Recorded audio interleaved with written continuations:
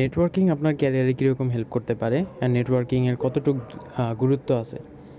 আপনি যখনই কোনো একটা কাজ করতে নেবেন, আপনার যদি পরিচিত কেউ থাকে যে অলরেডি সেই কাজটা আগে করে ফেলছে বা সে ওই ইন্ডাস্ট্রিতে এক্সপিরিয়েন্স, তাহলে সেই জিনিসটা আপনাকে অনেক হেল্প করবে। এখন ডিপেন্ড করে আপনি কেমন ধরনের মানুষদের সাথে নেটওয়ার্ক করতেছেন। এখন এমন যদি মানুষের সাথে নেটওয়ার্ক করেন যে অ্যাকচুয়ালি সময় পায় না অ্যান্ড যে অ্যাকচুয়ালি উইলিংলি কাউকে সাপোর্ট করে না বা সে পরিচিত কাউকে হেল্প করতে চায় না জাস্ট বিকজ অফ জেলাসি, হ্যাঁ, তো সেই সব মানুষের সাথে আপনার নেটওয়ার্কিং করে অ্যাকচুয়ালি কোনো বেনিফিট নাই। আপনি এমন মানুষের সাথে নেটওয়ার্কিং করতে পারেন যারা বিজি কিন্তু উইলিংলি হেল্প করতে চায়। হ্যাঁ, আপনি যাদেরকে রিচ আউট করলে তারা অন্তত কিছুটা অ্যাডভাইস দিলে, কিছুটা রিসোর্স দিয়ে হলেও আপনাকে হেল্প করবে।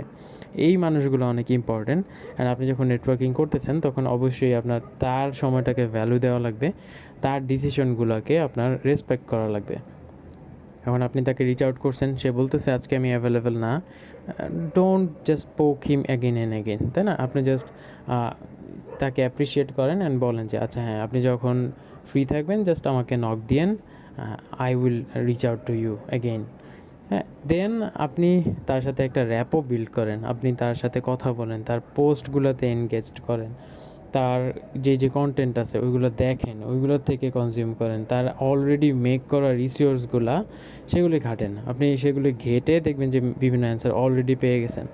এখন ওয়ার্স্ট থিং যেটা হইতে পারে যে আপনি যেই মানুষটার সাথে বা যে মানুষটার থেকে সাপোর্ট নিতে চাইতেছেন আর তার কাছে এমন কোশ্চেন করতেছেন যেটা অলরেডি সে একটা ভিডিওতে অনেক ঘন্টা ধরে বিস্তারিত আলোচনা করছে। এখন ওই ভিডিওর কন্টেন্টগুলো তো আপনাকে কেউ মেসেজে বা ভয়েস মেসেজে দিয়ে বলতে পারবে না, তাই না? অ্যান্ড ওটা খুবই বিরক্তিকর একটা জিনিস হবে।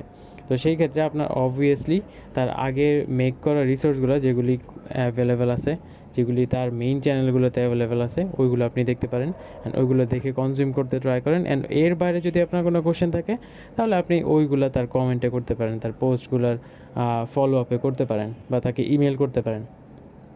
মেইনলি মোস্ট যে ইম্পর্টেন্ট কথাটা সেটা হলো আপনি যার সাথে নেটওয়ার্কিং করতেছেন তাকে আগে জানেন, তার পার্সপেক্টিভগুলো বুঝেন, তার প্রায়োরিটিগুলো বুঝেন অ্যান্ড সেই অনুযায়ী তার সাথে ডিল করেন। অ্যান্ড ওইভাবে যখন আপনি ডিল করবেন, অ্যাপ্রোচ করবেন, তখন ওই মানুষটারও পরিচিত মানুষ হইতে আপনার খুব বেশি সময় লাগবে না।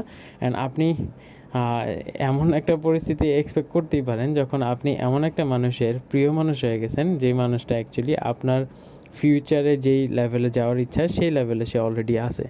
তাহলে সে কতটা হেল্প করতে পারবে আপনাকে গ্রো করতে, তাই না? তো হ্যাঁ, একটু স্মার্টলি ব্যাপারগুলো হ্যান্ডেল করলে খুব ইজি।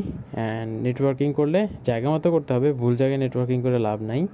আপনার যদি ক্যারিয়ার থাকে অন্যদিকে, আপনি টং দোকানে নেটওয়ার্কিং করে লাভ নাই, তাই না? যদি না সেই টং দোকানে সেই ক্যারিয়ারের মানুষজন এসে আড্ডা দেয়। ঠিক আছে? সো বেস্ট অফ লাক, আল্লাহ হাফেজ।